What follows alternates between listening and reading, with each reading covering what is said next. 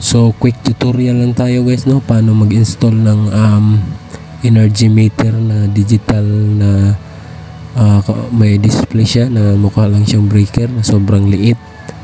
So ganito lang po, from source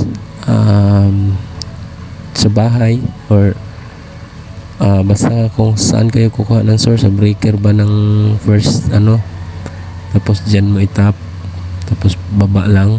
Pag baba yan, lagyan nyo ng breaker.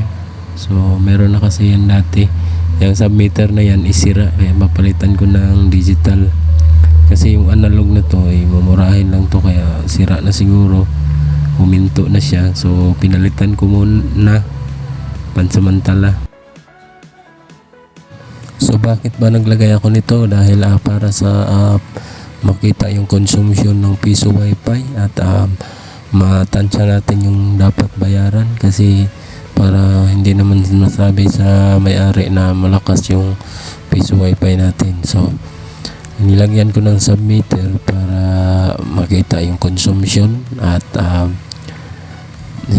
para hindi tayo pagbintangan ng nilagyan natin na malakas kumain ng kuryente ang piso wifi. So nilagyan ko nitong submeter para okay, para hindi naman tapos may mga pa yan, may kubo pa yan sa likod na nilibre ko na rin yun, kasali na yun sa bayad. So ayan na po, ganyan na po ang pag-install. So sobrang dali lang.